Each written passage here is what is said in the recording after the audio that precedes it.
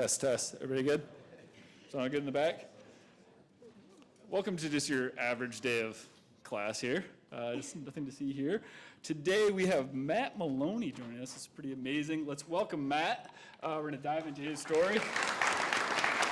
Hey guys.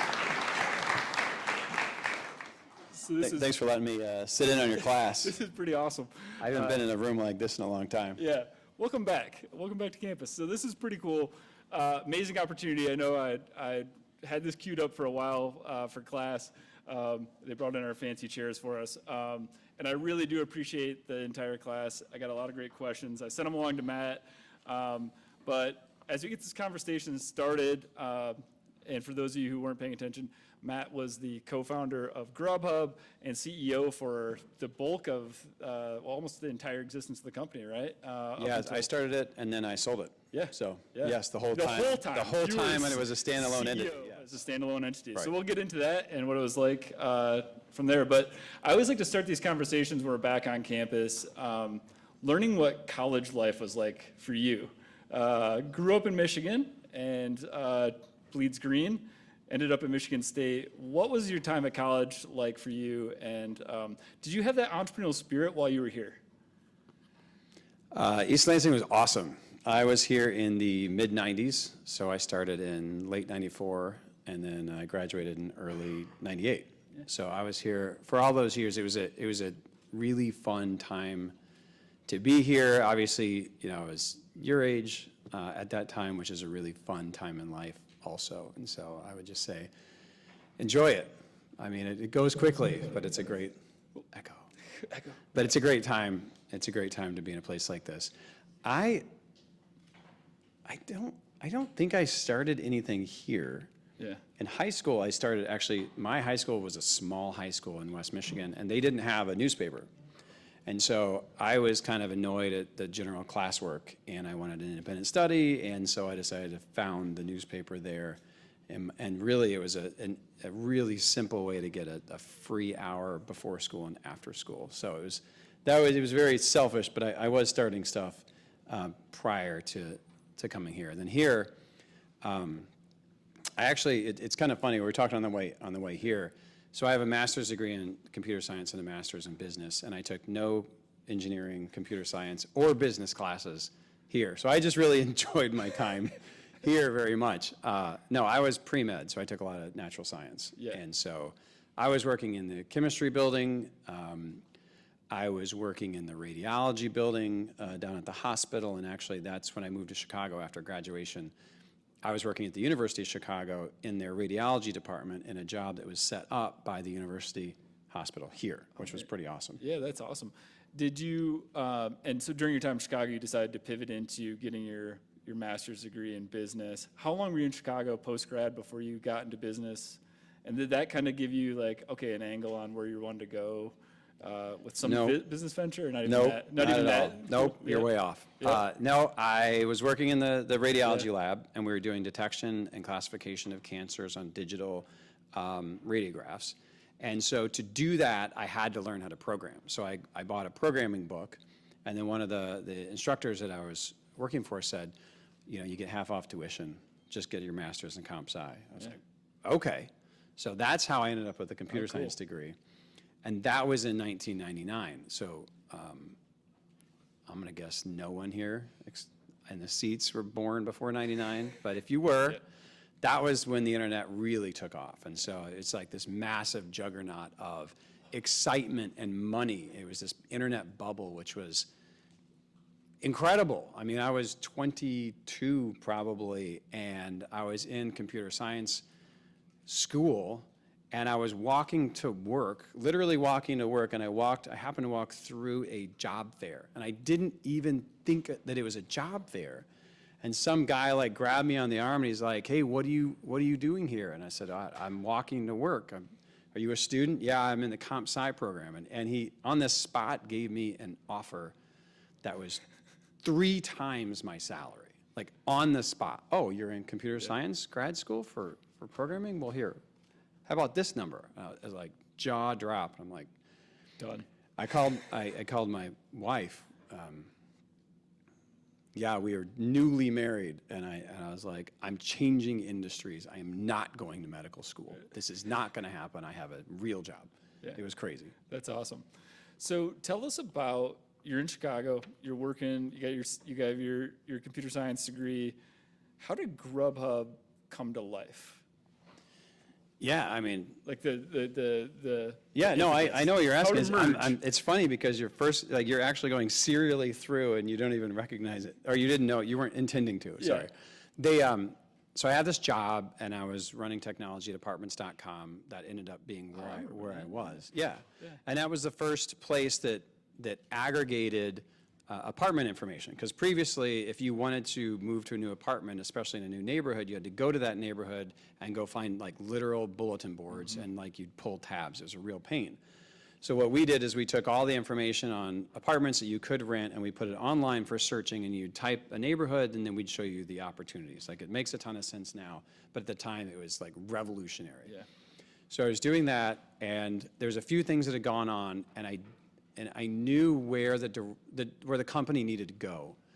And my boss, for whatever reason, disagreed. And that's kind of when I was like, well, this is stupid. Like, it's like, that's obviously the right way to go, and I have to go that way. So it's very demotivating when you're in those situations. So then for a while I was trying to figure out, okay, well, like, I'm good at taking polygons and uncategorized data and putting it online in geographic context. Like, what else can I do, right? So I was talking to a buddy of mine who had this other idea for a business, which was a really poor idea. And so when it's a skill, you have to work at this to tell people their ideas are bad in a way that's not confrontational or insulting. So I wasn't very good at it, but I tried.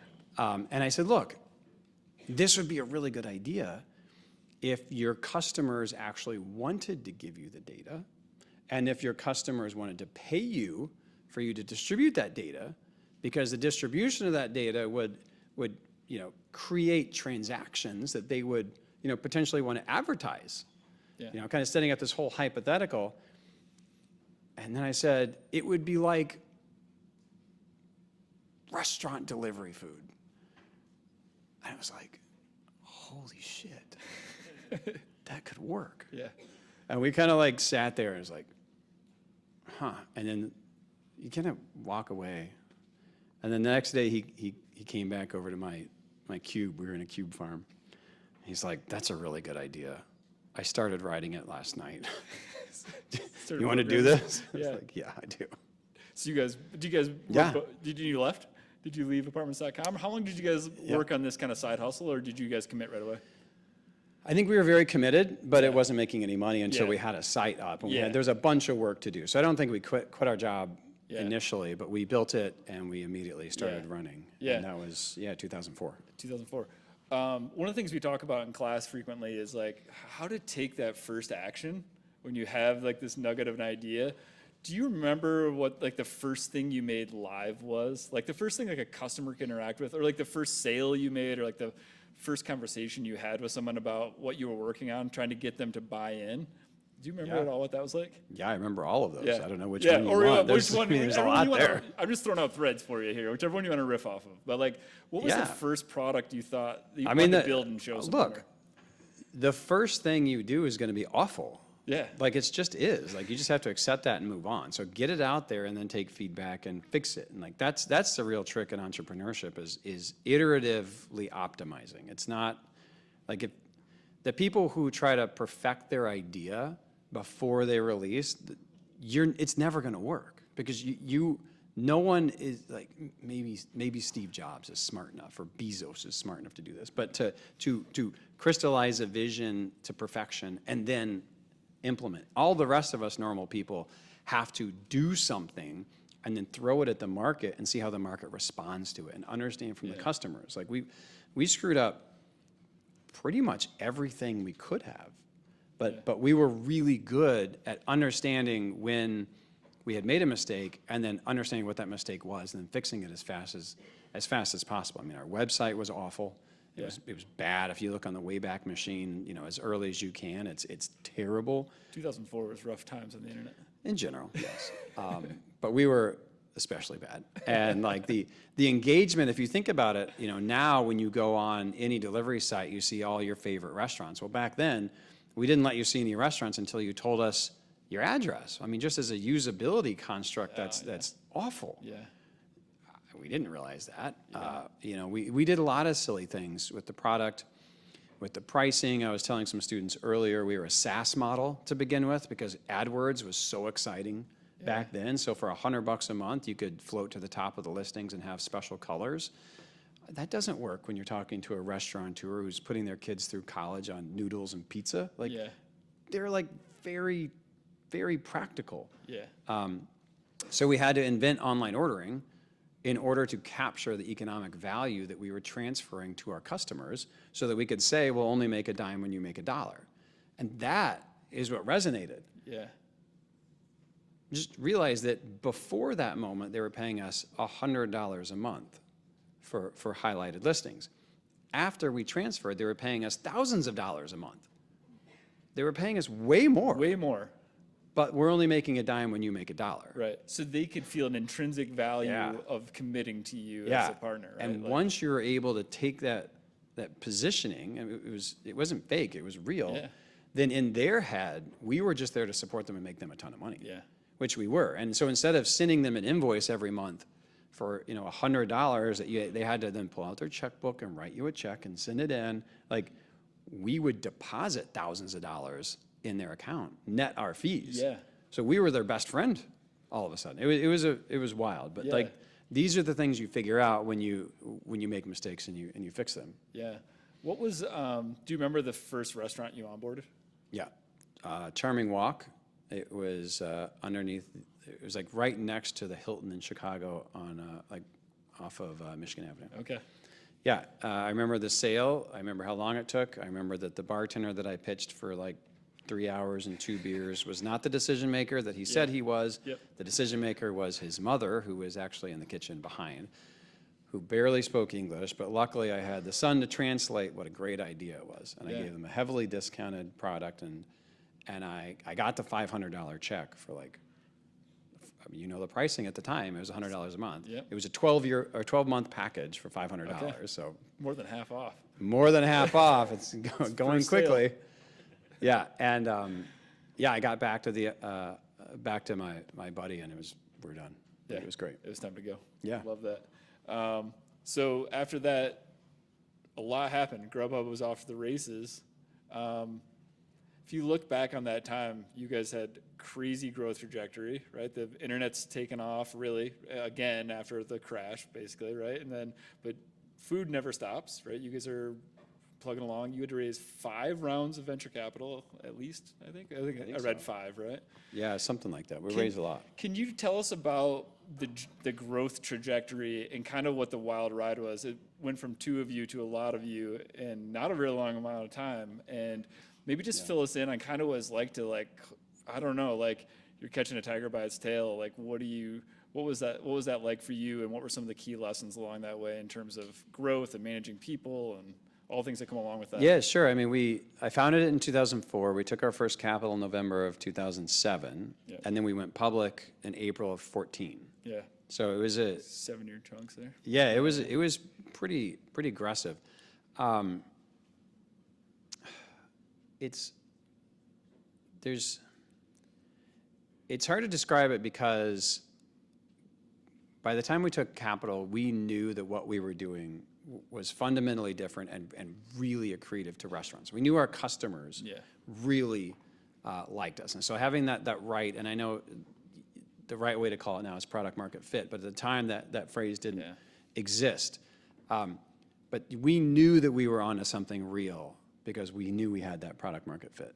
And so from there, it was how do you accelerate as fast as possible before other people figure out what you're doing and emulate you? Yeah.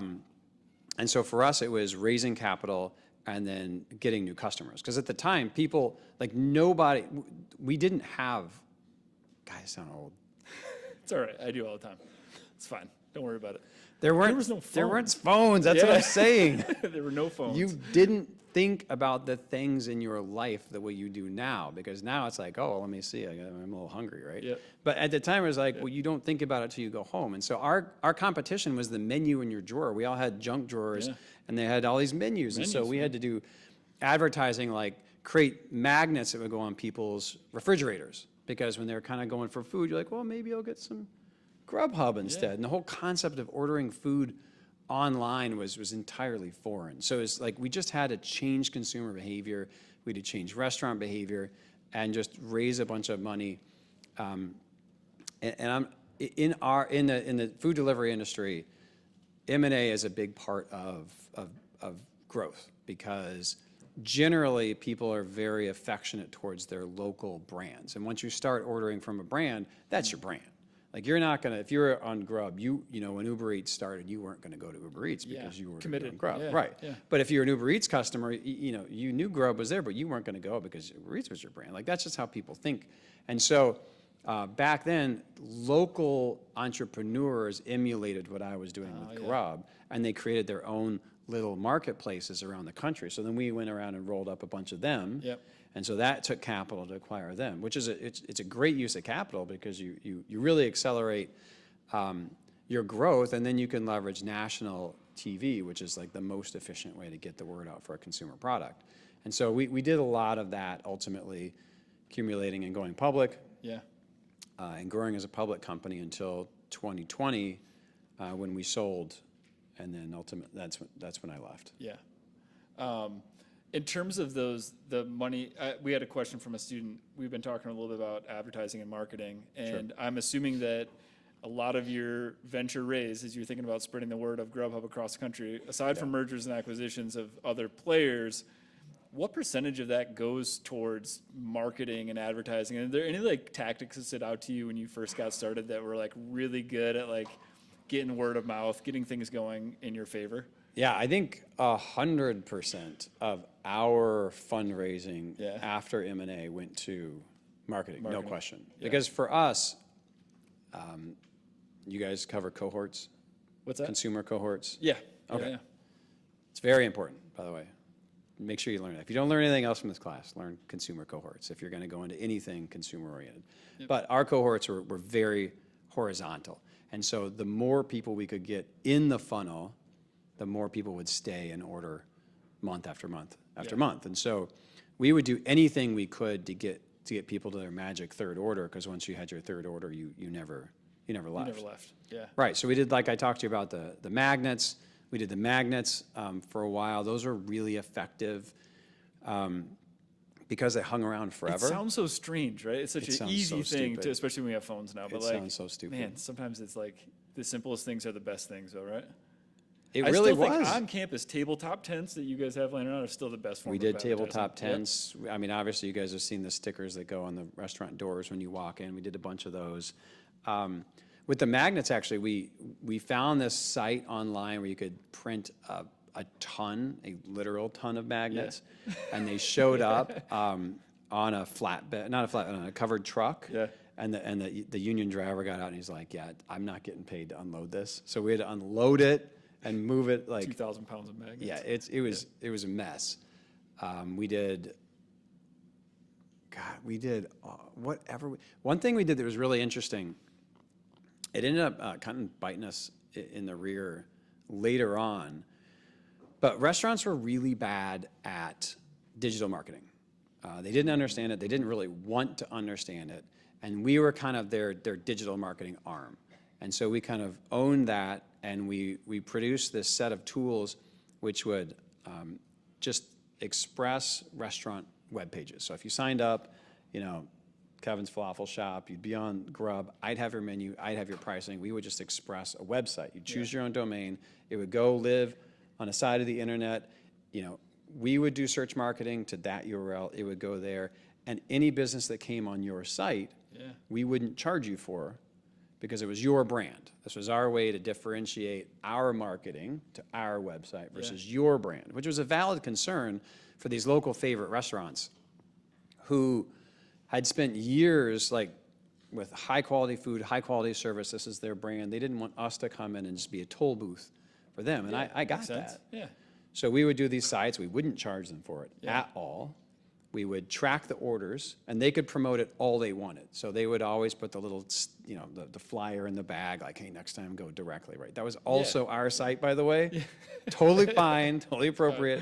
But we did that, and we thought that was great. A lot of restaurants appreciated it. And then, like, at some point, when you're successful and you end up being the one that everyone is targeting, like that's when you get the crazy press stories because some reporter is talking to an industry group who's got an axe to grind. Anyway, all of that. And one day I got this a video clip of Chuck Schumer at his like weekly conversation talking about Grubhub and Seamless and all these fake zombie websites are taking advantage of the poor restaurants. And Right. You're giving them free web traffic. what the F, Chuck? Yeah, right. Yeah, come on. Yeah. And so, we ended up figuring that out, and he apologized. But it was like this crazy Did you hold thing. a press conference to apologize? No. You understand politics or not? Yeah. Never the case, right? Yeah, no, it's fine. Yeah. But it's so interesting because I think a lot of, especially early entrepreneurs, it's what do we do once we have something to try to get the word out about is like, I think sometimes we kind of get stuck there. You build an app, you build a product, whatever it is. It can go live in the App Store all at once, but sometimes you need magnets to get people to figure out that it's there, right? Like you need something that's going to make you known, right? And so hearing these tactics and tricks, I think it's really interesting and helpful for young entrepreneurs. Yeah, I mean, when you don't have any money, like we had no money. Yeah. This was 2004 or 2007. We had not raised any money. The only money we had was the money we were generating from incremental transactions. Yeah. So we would spend everything we could from that month's revenue or the profit, obviously, in the next month's marketing, and that was it. For years, we would do that, and you'd slowly bootstrap your way up, and then if you made enough, you could go hire one more person. Yeah. And that's just how it was until we raised our first $1 million, which felt like a lot of money. Did you have to go to the coast for that, or did No, Chicago we were in scene pick it up? Chicago, so there was a good scene there. there were enough people. I mean, in 2007, here's the other thing people don't get.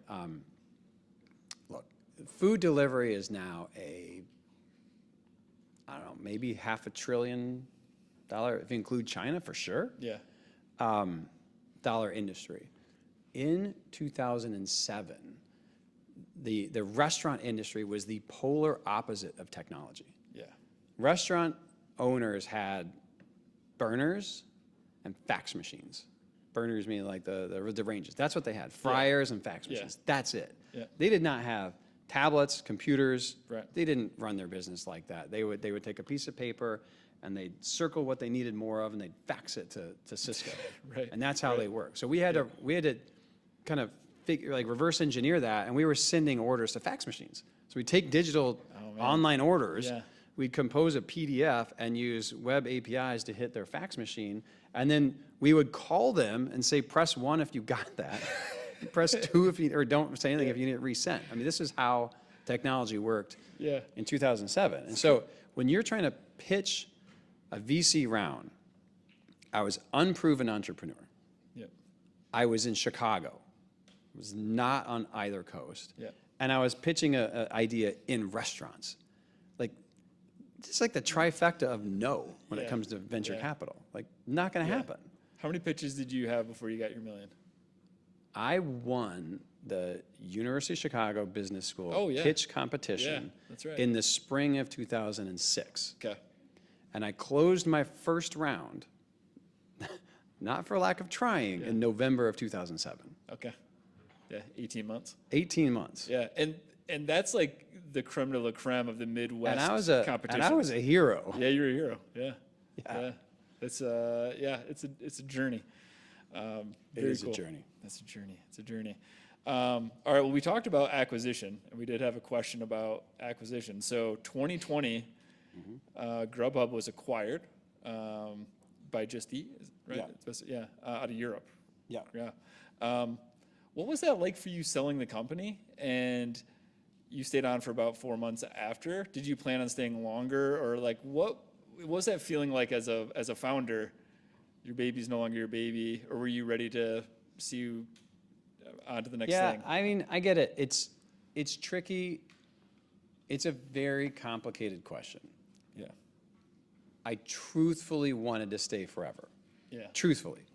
But when you're selling your company, it doesn't matter how you feel about it. Like you need to do what's right. And in that case, me staying wasn't right. Yeah. And in that case, like I founded the company. I had a vision. I have a lot of confidence in my opinions.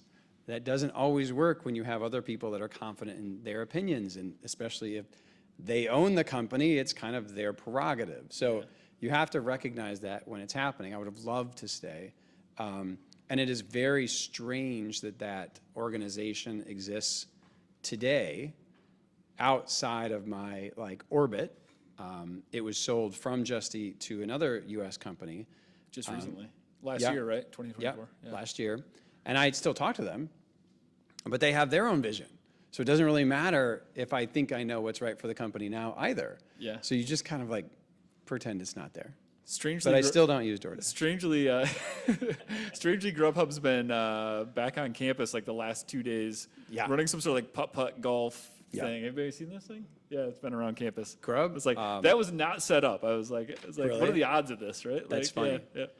Grub has an exceptional campus program, and I acquired a company. It was called Tipingo, and they were going around doing digital ordering for universities, and universities are a very different beast than the typical consumer, because you guys have these areas to go. So the Tipingo technology was born honestly supporting Starbucks, because Starbucks were so slammed when a class like this got out that there was no way for people to get their Starbucks. So they invented the initial technology, which has now been emulated by Starbucks itself, where you can go online and obviously order Starbucks and it says, okay, it'll be ready in 5 minutes and all that.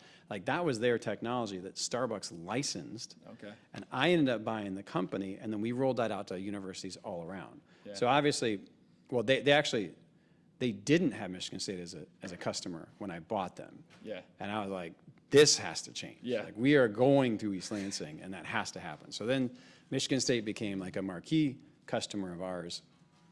And then obviously it keeps going on. Yeah.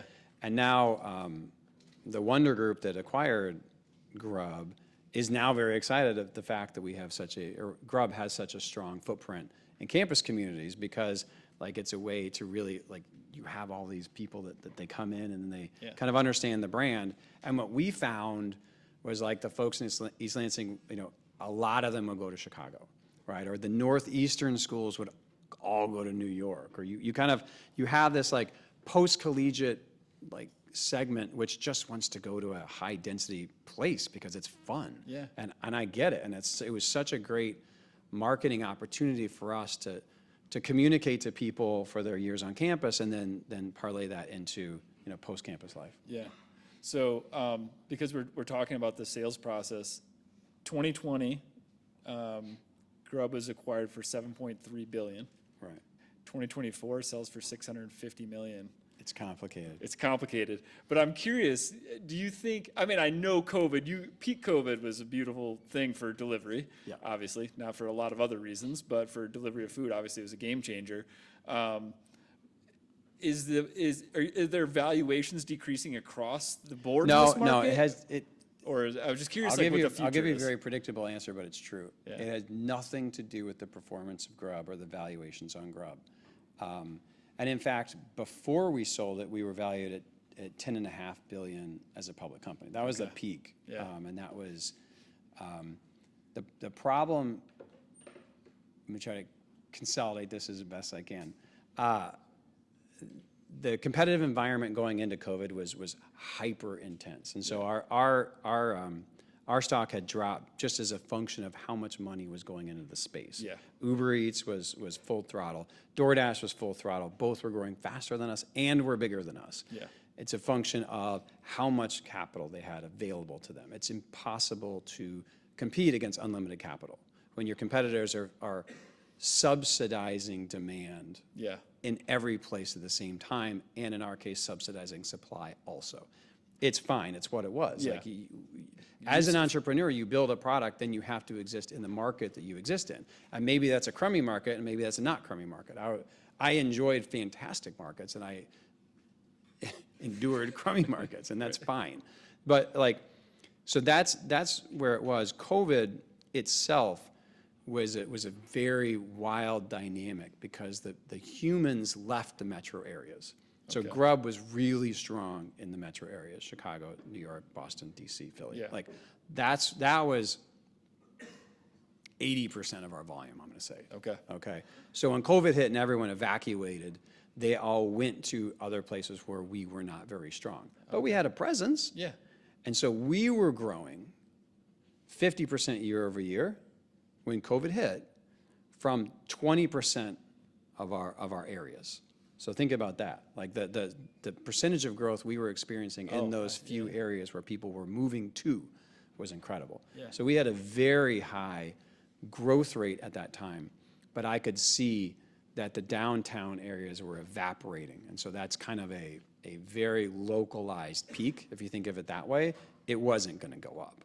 And if you thought about where everyone else was, they had been building out delivery in suburban and rural locations for years, spending billions of dollars laying that infrastructure for a global pandemic. Right. Okay. What are the odds? I don't know. It was wild. So we definitely needed to get out of the public markets, and that's where that came from.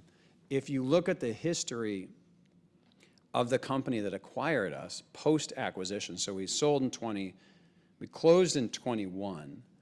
In early 22, there was a very negative liquidity narrative going around the markets, and they had a big slug of debt due. Yeah. And I wasn't there, so I don't know if they would have been able to pay it, but that's what really tanked their stock. And then they had some executive poor decisions that are all well documented that took them from a $30 billion market cap to a $3 billion market cap in this time of 6 months. I think it's very hard to point your finger at Grubhub. Yeah.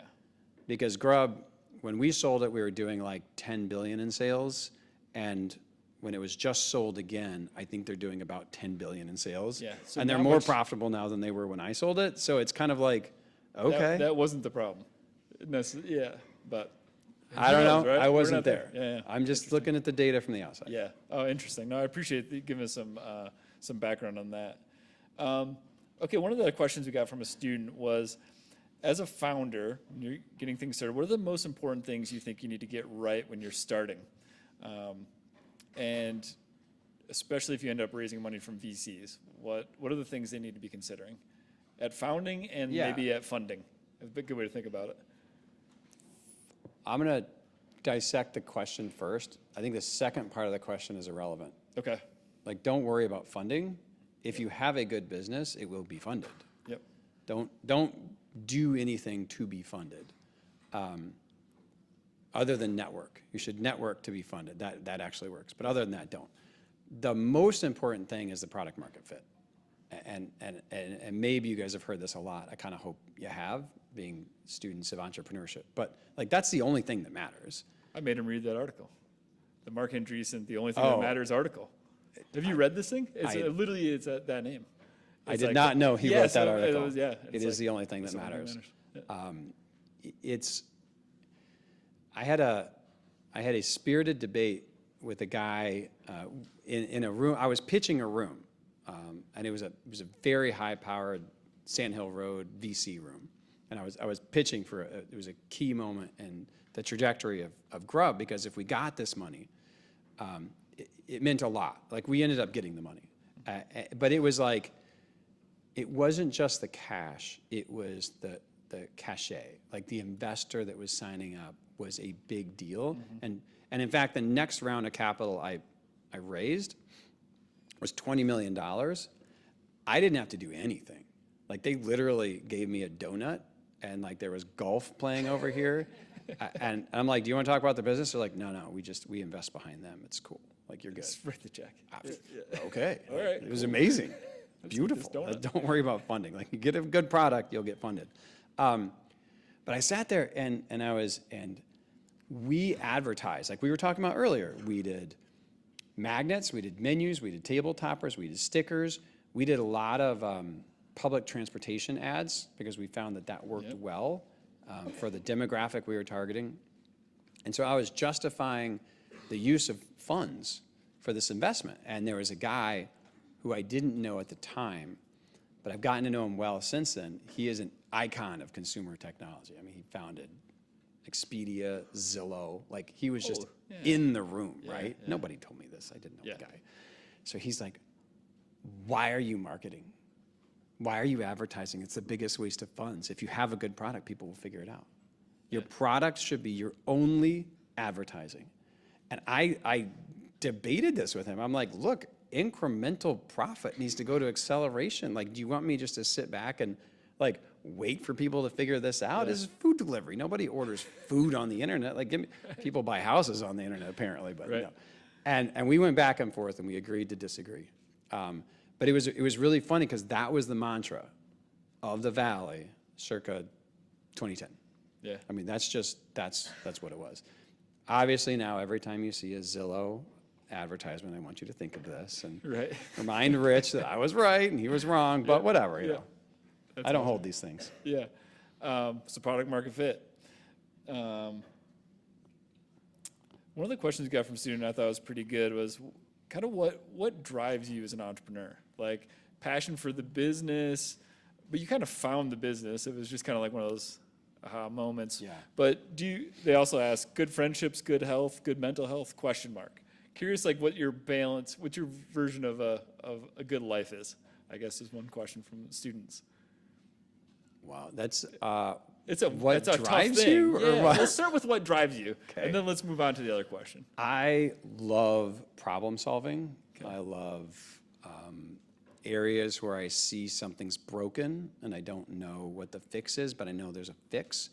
I'm playing around in roadside assistance right now, which is about as unsexy as it gets when you think about places to start new businesses. But I see that it's totally whack and it takes forever to get help if your car breaks down. And I mean, you're willing to pay money and you have car insurance and like all of these things should be lining up so it should work and it still doesn't work. So what's going on? Like, that's what I find really intriguing. Yeah, I like that space. That's interesting. Right? Yeah. And so like, that's what motivates me is I know there's an optimized place that we are not experiencing and I don't know what it is, but I know I can get there if I kind of tinker and figure it out. Yeah. So, I mean, roadside assistance in 2020 is very similar to food delivery in 2004. Yeah. No one wanted to touch it. Everyone thought I was crazy, and then I figured it out and it ended up being this like dynamic, massive industry. Yeah. So I think that's what I find exciting about entrepreneurship is figuring out a problem that applies to like thousands, if not millions of people and building something out behind there. I think the second part of that question was work-life balance question maybe as an entrepreneur. Yeah, I don't know. If you figure that out, let me know. Yeah. I would not. I have a very personal perspective on that in that I don't know if it's possible. Yeah, it's a valid answer. I've never met anyone who I think has done it well. Yeah. The best that I've seen is when people like force like shutdowns. Like, I am not doing anything today. Yeah. I am only going to focus on this. Or I work out, this isn't me, I'm talking about other people. I work out from 9 to 11 every other day. Yeah. And I will not answer my phone, and I will not schedule a meeting. And I don't even care what's happening. Yeah. The world could burn down. I'm going to be like on the treadmill. Yep. Like, that works, sort of. Yeah. But then like when an emergency happens, like you can pick it up. Yeah. It's really hard. It's tough. It comes to a point where you just have to own it. Yep. If you were a student today, what would you study and why? That's another interesting question. I love the question. Sorry. Yeah, I'm and it kind doesn't of- have to be like, oh, No, I need I'm to- internally I need to have like a laughing major. because Yeah. There's so many ways to study now. too. probably physiology again. Like, I really thought it was fun. I Run don't it know. back. Natural science. I'm like, well, these are the classes I enjoy taking. Yeah.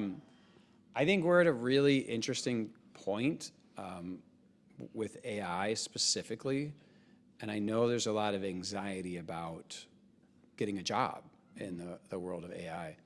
I would think transition is always really hard. It's scary, but there's a lot of opportunity. In general, whenever something's changing, I tend to gravitate towards change because what used to work and the patterns that people are accustomed to and kind of performing, they have to modify. And that creates space and opportunity for innovation. Yeah. And I think that's very fascinating times. So right now, people realize what ChatGPT can do, right? And a lot of people are freaked out. But I would kind of lean in and figure that out as much as you can. So to the degree I'm thoughtful about studying things I'm going to work in, which my history does not support, I would absolutely figure out what makes LLMs work. Yeah. How are they most applicable? Like, it will not take over the world in the next 5 years. Probably not 10 years. Like, if you actually read the information on AGI, it's going to be a lot longer than people expect. But it's going to be adopted everywhere over the next 5 years. And you guys don't understand the anxiety that produces in the workforce right now. Like, I get like anxiety that might be in this room in terms of like, how do I get a job when all the entry positions are going to be taken by AI? Like, I totally understand that. But think about the people who have been working for 20 years. They have zero interest in figuring out an LLM or figuring out how that can make them more effective. They're just going, shit, I'm going to lose my job. And what am I going to do? I'm not going to be a plumber at this point. So like if you can lean into facilitating the acceptance of AI into more traditional roles and industries, I think that is a huge opportunity. And the more flexible you can think about that, and the more flexibly you can use those tools, that would be my best suggestion. Like I'll tell you something, it's pretty funny. I have a master's in computer science. I used to program. I haven't programmed I didn't write one line of code for Grub because my co-founder was like 10x the programmer I was, and I was just going to muddy the water, which is a fair and accurate statement. So I was post-technical for a long time. Yeah. And about 3 months ago, I started programming again with Claude Code, and it is amazing. Like, it is so cool to be, because the way my brain works now is I'm more what we think about as product. So if we define the problem, we define the solution, we're really specific on what the interfaces look like, how the progression is, what's the user journey. If you guys know what product does, it's really the definition of the feature functionality. It's built by programmers. The programmers, the last thing they want to do is make a style or a contextual decision. They want to do implementation details, and that's it. Yeah. So there's this clear segmentation and handoff between product and technology. So if you're really good at product, you're already naturally thinking about prompt engineering as it is now. Yeah. And you're able to say, well, this is exactly how I want my app to be. Yeah. So I've been like ripping these iOS apps, which are Fast. crazy. Yeah. And it's awesome. But it's like working with a toddler. Like, they're smarter than a dog, but they run out in the street for no reason. Yeah. And it's like, so you realize the actual, like, for all the excitement and the potential of AI, the truth about AI is there's no AI programming itself right now, and we're years from that. And I think the other thing I'd just encourage students to consider too is, I know some of you are using, all of you are using chat in some capacity while you're here at the university, let's be honest. I'm sure all for really good reasons. But the cool thing about it is, like, it's just dumbed down what was once technical to some extent, where you don't have to go get a CS degree to use it, right? You can experiment with it now if you want to get creative and think about ways in which you can implement it in lots of different situations, right? Yeah, one of the things I found really fascinating about AI, look at this detour we're going. I know. It happens. Is its ability to help me think through all the corner cases that I don't normally think through and question my biases as someone who's trying to define like a solution. Yeah. So like I'll have a problem like I'm trying to solve this problem and this is how I think it should be. Ask me 10 questions one after another that are really getting more precise and making me define which assumptions I have, and it's just shocking the questions that comes. I'm like, oh God, I didn't even think about that. Yeah. It's Wow. amazing. Yeah. But those are the things that trip you up 3 months down the road. You're like, I should have listened to the AI. shoot. Yeah. Should have done Exactly. it. No, that was a good side trip. And I think it's a great way for us, too, to transition. I think that question was to anyone in the audience who wants to do Q&A. I know I fielded questions in advance, but let's just open it up for 15 minutes and see what we got. Cool.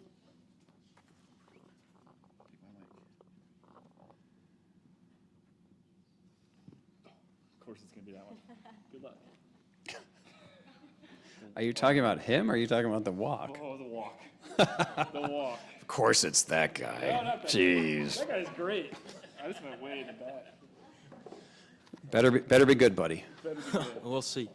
My name's Caden. I'm actually trying to start an app of my own called Feast. It helps people eat smart, waste less, and save more. Just wanted to ask from you. You built a great food company. I saw that you launched in 2009. Before you launched the app, what were some main tactics that you found out that were like more successful than others when trying to get consumers ready to download it? How do you get people to use the app? Yeah, so you're asking like when we initially built the app itself, how did we get people to download it? Well, at the time, I think there was like 5 apps in the App Store, so like it really wasn't hard. No, seriously, we were on the very cutting edge of apps. I strongly believe that the direction that Apple was going with the iPhone was like the obvious endpoint in personal computing. Like, why wouldn't we all want a map in our pocket? Like, come on. So we were early on there. It was actually kind of the reality was the opposite of what your question's assuming, in that when people saw the Grubhub app, they were like, why would I order delivery from my phone, right? Like, it doesn't make sense, but it's like, we also had an Apple TV app. We were one of the first ones out there. Really? Yeah, that was dumb. But that was like, that I understood. idea, really, 'cause it But was the same reaction happened on both platforms. People were like, what were people using? They were using, mapping was popular, music was popular. I don't know, like kind of get that. If your question was, let me give you a different question that actually is like why wasn't Grub more popular earlier? Like, that's a really good question, and the answer is the same as to what you're saying. It's converting people's mentality and like being accustomed to order food and delivery the way they order food. The hallmark of why the consumer cohorts are horizontal is the same thing as to why people just didn't en masse adopt digital food ordering until COVID, similar to how they adopted digital travel transactions en masse in 99 and 2000, similar to how rideshare, rideshare is an interesting case study because it didn't exist until it existed. Like, Uber was Uber cab. Uber was not rideshare like you know it now. It was aggregating limousine drivers who had time on their hands, who had their ride was sitting in a restaurant and they could go run a different, like, that was the concept behind Uber. Lyft invented rideshare. Uber fully poached it and rolled it out. But all of a sudden, you could get any car, anywhere, high end, low end, it didn't matter. And it was like, holy moly, like, that changed the game for transportation, and like everyone jumped on it. In food delivery, no one was gonna starve if you didn't use your phone. It was available, it was cool, it was a novelty, it was an iPhone app and there weren't many iPhone apps. It was an Apple TV app that nobody used. But like, who cares, right? You know how to order a pizza.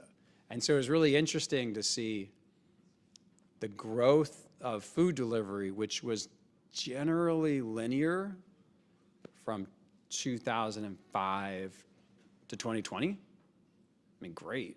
20% plus per year growth. It's great growth. Yeah. And then it was exponential. Yeah. And then now it's kind of like flattened. It's pretty cool. Thanks for your question, though.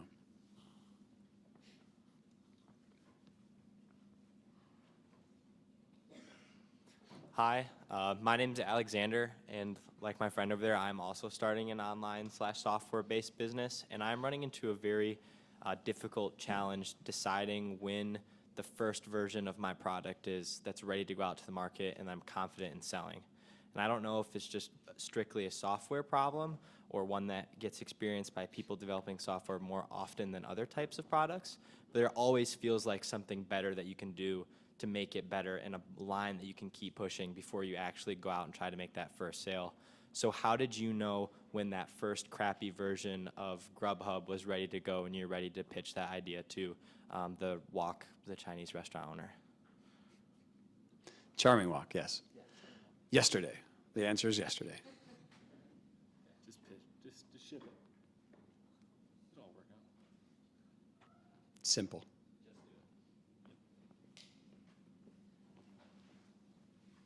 There will always be optimizations. You will never ship if you don't ship. Hello, my name's Chris.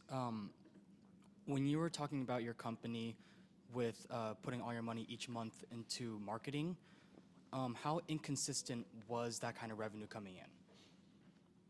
For us, it was very consistent. It's a good question because it doesn't work in all industries and in all transactions because you can have like really spiky, like if you're in ticket sales and it's like the concert season, like you can have tons of revenue and then you're going to get out over your skis and it draws back. Like you got to be smart. Fair. For us, because the cohorts were so horizontal, it was a clear function. If we added 100, then we knew that was going to be like, I don't know, $600, $3,000 the next month, and then another $3,000 the next month. So like every month, it was like a ladder. Like you just add a little bit more, and you could bank on it. So you kind of knew. If your CTA spend was $10,000 and you thought it would drive, 600 users over the next 3 months, you could kind of break it down and have multi-month projections, and they were kind of right. So, but that's kind of how we did it.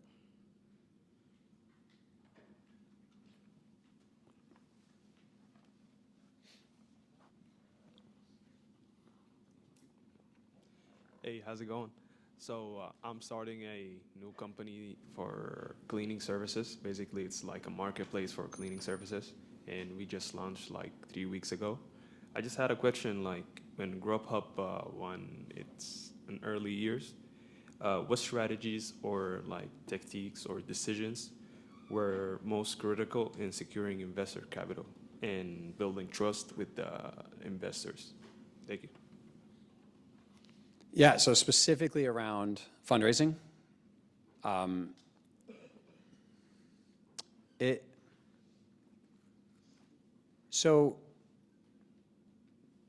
it's a hard question because fundamentally, an investor wants a return on capital. They're really afraid of losing money, and they're really excited about heavy returns. So you have to kind of think about that. This is why investors tend to gravitate towards people who have a successful entrepreneurship past, because they're like, well, they didn't screw up last time, so I bet they're not going to screw up next time. Like anything that's going to help tip the scales in their favor, they're going to be all in. So this is why like pitch competitions are actually really helpful, because that's objective credibility on a founder that potentially has none up to that date. But all of a sudden they, a group of peers and investors and academics have said, this is a pretty good idea. So that gives a little bit more credibility. So anything you can do to build kind of objective credibility on you, the industry, or the solution, I think would all help. That or just growth. Like that's the other thing. Like you can't argue at the end of the day. Every investment is predicated on growth and with the terms. So if like you grow faster, you're going to have more people excited. And I know it's easier said than done, but like if you can say, well, I launched that city. You know, we were talking, it took 18 months for us to close our first round of capital. And for the last 3 months, it was just pulling teeth to get them to sign and write the check. And finally, we said, screw it. I'm done. Like I'm done wasting time. Because we were waiting to launch the second market, San Francisco, until we signed our first cash. Because I didn't really want to fund all the flights and the person we had to hire there, the sales rep. Like there's just the marketing, like it's just a lot of expense if you don't know that you have money in the bank to do it. I lived through, fired a lot of people in the first internet bubble, crapped out. So I didn't really want to get out over the skis. But I couldn't sit there and not grow. So he said, screw it. We're going to San Francisco. Goodbye. We're out of here. And literally, that's when they signed. They're like, okay, never mind. We'll do it right now. It's like it was me expressing the confidence in myself that I don't need your money. Goodbye. Don't invest. It's fine. I'll figure it out. And that's what got them super excited. Okay, well, that risk just went away. Let's go.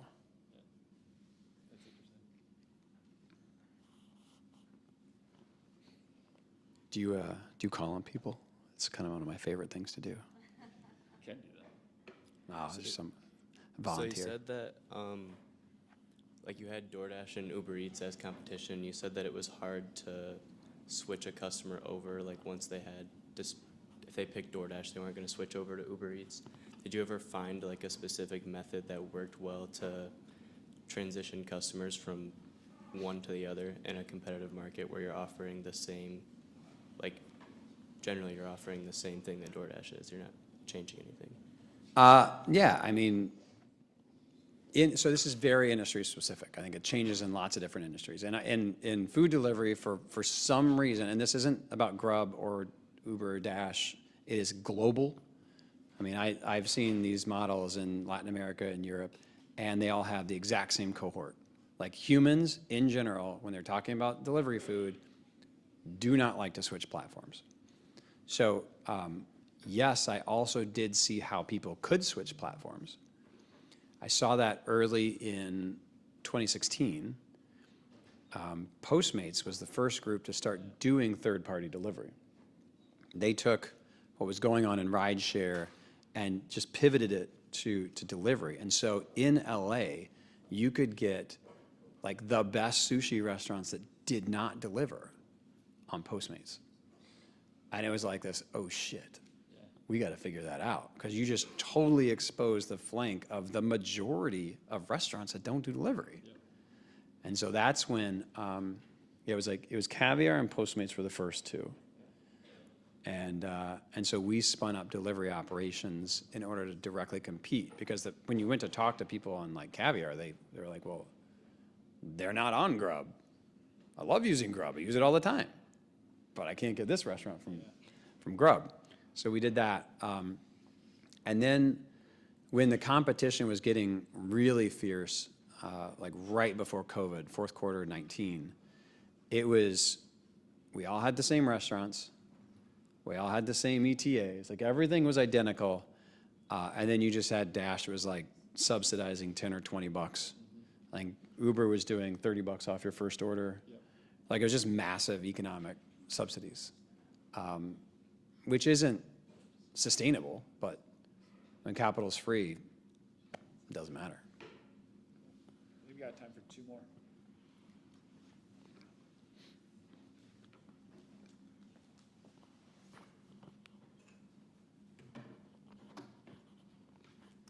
Hi, my name is Kelvin, and I had a question about your process about like failing and stuff like that, because I assume, well, you did tell us that you did fail quite a bit while making this new business, which is, natural, right? So I was wondering what was your biggest or most important failure from the business? How did you bounce back, and what did you learn from that?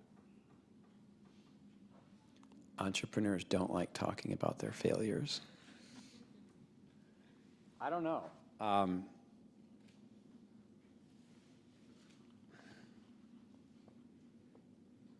don't know. Let me try to give you a better answer than that.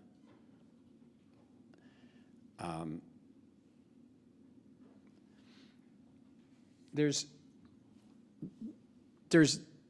thousands of failures.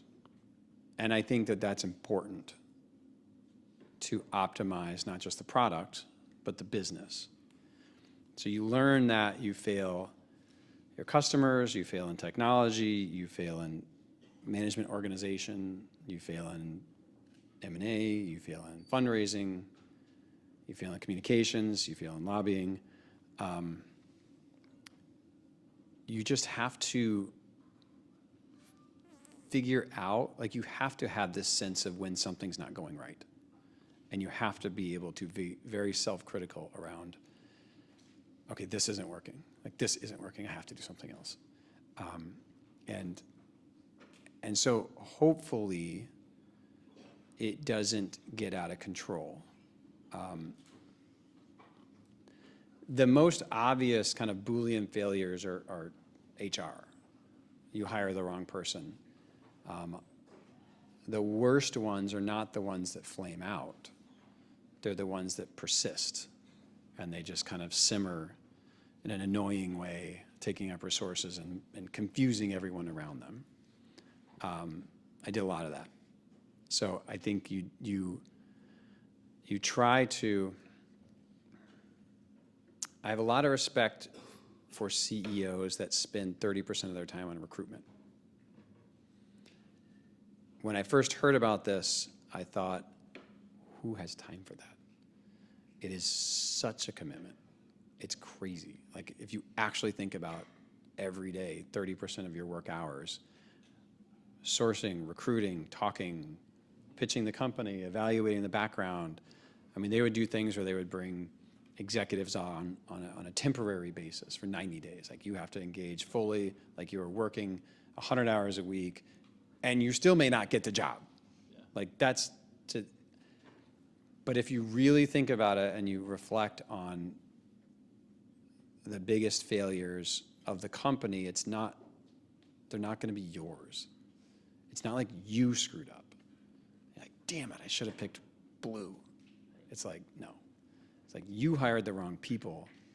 Those people made mistakes. Judgment, strategic, like behavioral, and you have to live with the ramifications and the penalties of those mistakes.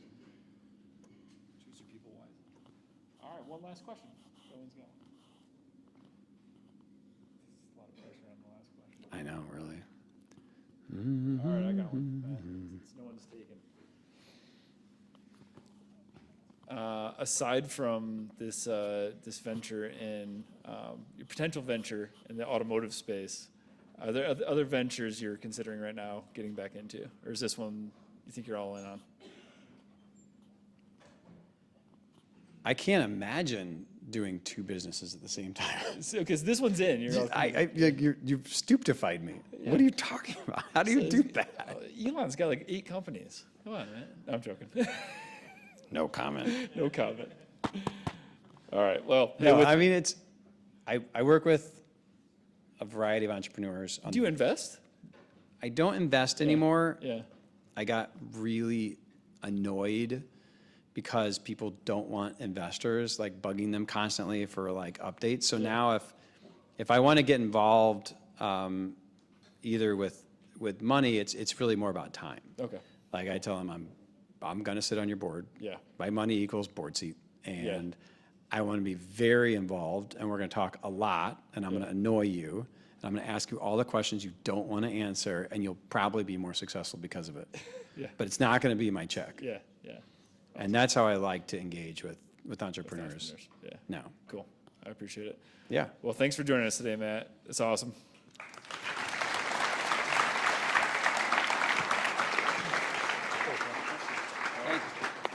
Thanks, everybody, for this special edition of Entrepreneurship 190. Of class. Of class, yes. See you guys.